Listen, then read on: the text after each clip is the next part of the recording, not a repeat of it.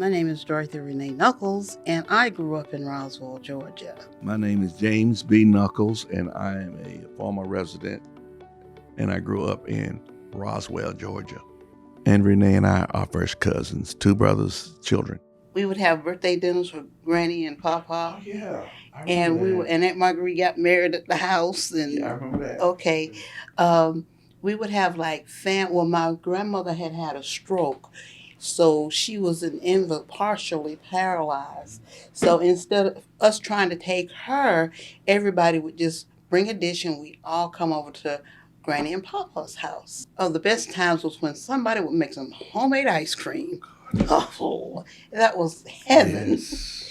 But we were very close. I enjoyed growing up here. When me and my brothers would go down and cut grass, it was an all-day job. And there was another lady we used to cut her grass on coming up the river. If you're coming up Roswell Road, on the right-hand side, it's an old house. You ever see an old brick house over there? Allen Brook. Is that what it's called? Yeah, up there on the right-hand side is a... Miss Minnie McDermott. If God ever put a sweeter lady on the earth, I tell you, Miss Minnie McDermott was some sweet lady. Because she could really make some sandwiches. And then she'd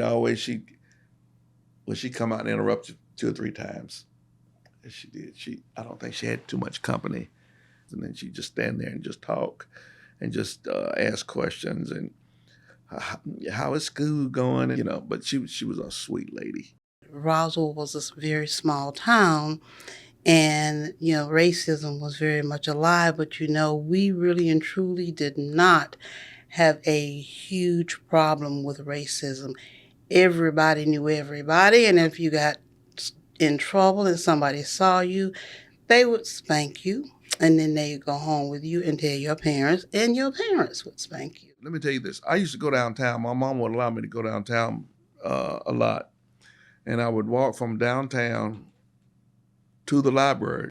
And on the way back, if I missed the bus, I would come to Sandy Spring, to Buckhead. I cannot count on my hands the number of white people who picked me up. And I can't count the number of people that would give me a ride just by whose boy are you? Well, get in. Back then, life was just simple, and it didn't take a whole lot, to keep you happy. But eventually, progress came. Roswell is a very nice place to live. It has begun to bust the seams as far as the people, the traffic, but it's a nice place to live. I mean, and even when we were growing up, it was like wonderful because everybody cared about each other, and it was not an issue of race, nationality, religion, or anything like that. We just saw each other as human beings, loving each other